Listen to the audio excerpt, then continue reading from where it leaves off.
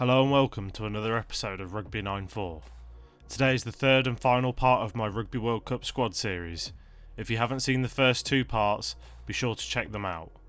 We have already covered the framework of selecting a Rugby World Cup squad and forward selections, as well as the context in which I have predicted the England squad. As for today, we're going to be covering the 14 backs that I think Eddie Jones will be taking to Japan. So we're going to start with Scrum Half, and the guys competing for those spots are Ben Youngs, Willie Hines and Ben Spencer. Now the 100% guaranteed first guy on the plane at Scrum Half is Ben Youngs. Simply put, Eddie Jones can't afford not to take him at this point, regardless of fitness or form. He's invested something like 70% of the total minutes in this World Cup cycle into Youngs, which means like him or loathe him, he is certainly going to Japan. While some people aren't massive fans of his, I think he's critical to England's chances. He controls England's tempo and attack, and even more crucially, since John Mitchell has arrived as defence coach, Youngs has become a defensive marshal. If you go back and watch the Six Nations games, you can often hear Youngs barking orders at his forwards and letting them know when to press hard or spread out into the line. He has also been given the licence to fly up out of the defensive line and pressure attackers. This can be seen to great effect for the Slade interception try against Ireland in the Six Nations. Next guy on the plane and back up to Youngs will be Ben Spencer. There isn't much to divide Spencer or Hines in terms of international experience, but Spencer has the advantage of having been playing in a Saracens team that has just won yet another Premiership and European title. Because of that, I think Hines will be the guy that Eddie calls upon if there is an injury. Hines has had a stellar season in an improving Gloucester outfit. His passing is fast and accurate, and his kicking game is up there with the other options. On to fly half, and this is one of the easier positions to pick from. Owen Farrell, George Ford and Danny Cipriani are fighting it out for spots on the plane. Owen Farrell is guaranteed to be going. Put simply, he's the current captain, kicker, defensive leader and is the general heartbeat of this England team. He also gives you an extra option at 12 if push comes to shove. Second on the plane will be George Ford. Ford has come off an outstanding season in a misfiring Leicester squad, and his kicking percentage has been the highest it's been in a few seasons, which will be crucial if Farrell goes down. He also can potentially offer cover at Scrum Half, although I wouldn't want to be doing that if it could be avoided.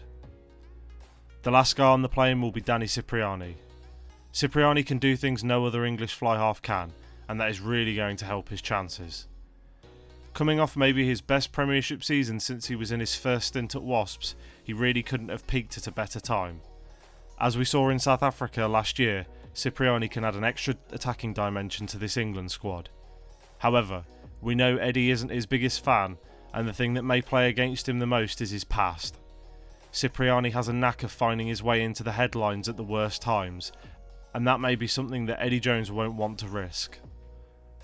On speed dial in case of an injury will be Marcus Smith. This is probably a World Cup too soon for Marcus Smith, but he already has a fair amount of experience for a 20-year-old and has already jumped ahead of the likes of Freddie Burns in the pecking order. As for the centres, England have a lot of options.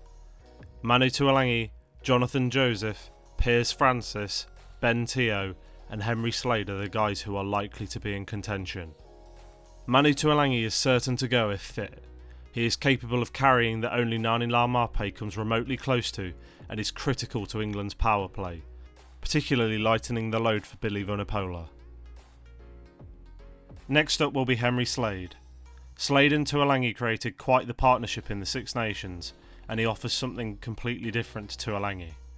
His distribution can put England's lethal wingers into space, while also taking the pressure off fly half. He also offers a large amount of versatility, being able to cover 10, 12, 13 and 15. Next guy on the plane will be Ben Teo. Teo is the only player England has that can replicate Tuolangi's carrying, although it is not quite as effective. Unfortunately, Teo hasn't managed to show his Lions form in an England shirt to date. However, if he can produce that at the World Cup, that would be a real asset. Last guy on the plane will be Jonathan Joseph. Joseph had the England 13 shirt to himself for the first couple of years of Jones's reign, making himself undroppable, with only injury meaning Slade had a chance to stake a claim. He also offers something completely different to all the other England centre options with his world-class agility and defensive reads. In reserve will be Piers Francis. Francis has had a great season for the Saints and his ability to cover fly half will certainly help his chances. However, his lack of international experience will likely mean he won't be on that initial flight out to Japan.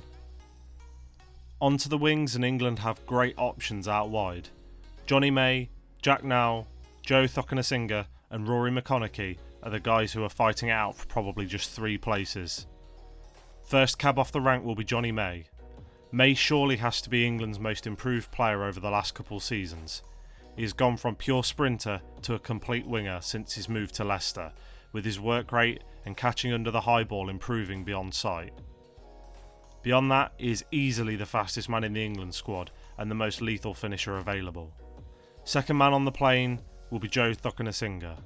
He offers a completely different option to May's pace with his power and offloading game. His defensive positioning may be a concern, but in combination with England's other lethal strike runners, he can help England overwhelm even the most well-drilled defences. Making the last spot on the plane will be Jack Nowell. Maybe the least flamboyant of England's wing options, Nowell offers a high work rate as well as the ability to cover 13 and fullback. Nowell's injury in the Premiership final will be a concern, but he should be fit in time, and if so, he will definitely be on the plane. Now I think Rory McConaughey might actually be overlooked on speed dial for Chris Ashton.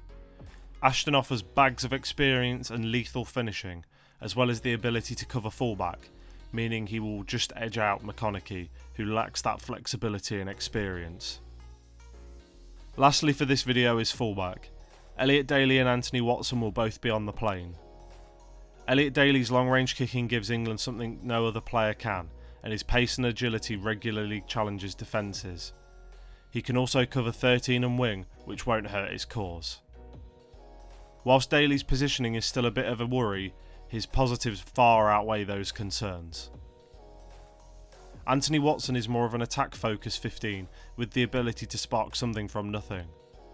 While he may have been injured a lot since the last Lions tour, we have seen that he can tear even the best defences apart with pure pace and agility.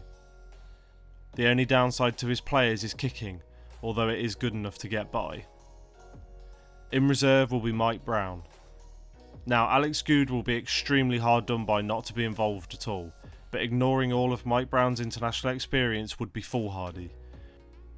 Brown is still England's best defensive fullback, whilst maybe not being the most exciting. His cap count alone though should see him on speed dial ahead of the extremely unfortunate Goode. So who would I be taking if I was England coach? Well, the only immediate change I would make would be Joe Marchant ahead of Ben Teo. But I would also be swapping a couple of guys who are on speed dial, with Dan Robson in for Willie Hines and Ollie Devoto ahead of Piers Francis. So firstly, why swap Marchant for Teo? Well, Teo hasn't really lived up to the hype that he arrived with for Worcester or England. He has shown some glimpses of play that would warrant England selection, but having barely even featured for Worcester this season, I feel it's massively unfair to select him ahead of somebody like Marchant, who has had yet another good season, culminating in that performance against the Barbarians at Twickenham.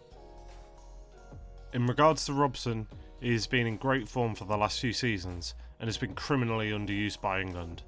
I understand that his style of play may not fit Eddie's exact game plan, but I really feel like England are missing the variety that he can bring at scrum half. As for Devoto, I think he has had his best season to date. He looks like he's finally nailed down his position as an inside centre, and he's really matured. His distribution has always been good, but his carrying has come on leaps and bounds. For me, he is a better all-round player than Francis, while still being 4 years younger. Well, that wraps up the last part of this series. We don't have long to wait to see how close my prediction is to Eddie's final squad. Let me know in the comments down below if you disagree with my predictions and who you would be taking in the backs. If you have enjoyed this series, then give the video a like. And if you want to see more videos like this, then hit that subscribe button, and I'll see you in the next one.